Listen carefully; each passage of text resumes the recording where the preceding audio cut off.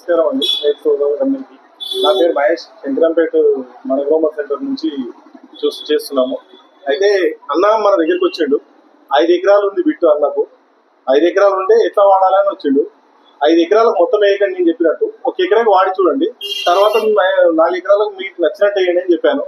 ఆ 1 ఎకరాకు తుకానికి నారుమడికి మెగాపవర్ సైజ్ చేశాను. చేస్తే అన్న దీన్ని వాడాడు. అన్న పేరు పోచయ్య, వీరేష్పల్లి, ఇక్కడ పక్కన విలేజ్.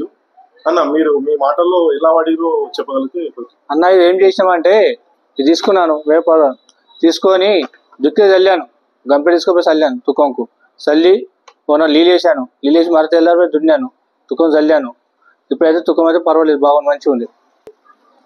వాడింది ఇప్పటికీ 3 తుకాలు వాడాను. 3 తుకాలు బాగున్నాయి. ఒకదానికి అడుగుమని చల్లాను, ఒకదానికి అడుగుమని చల్లాను, మొత్తం మీద వాడాను. ఇది బాగుంది. అడుగుమని చల్లేదు నయం బాగలేదు అనుకో, జర్ర అల్ల నాశి ఉంది, తేడా ఉంది అంతే. ఇది చల్లింది పవర్ బాగుంది. అది ఈ అడుగుమని చల్లింది నాశం ఉంది జర, అది కూడా నేను చెప్తాను. ఇది చల్లింది అయితే ఇవ్వడానికి ఏం కూడా ముట్టలేను.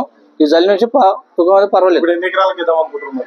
వేస్తే ఇప్పుడు 5-6 ఎకరాలకు వేయాలి కంపల్సరీ, వేయవలసింది. 10 మంది రైతులు కూడా మీ ద్వారా చెప్పండి. సరే సార్, చెప్తా సార్.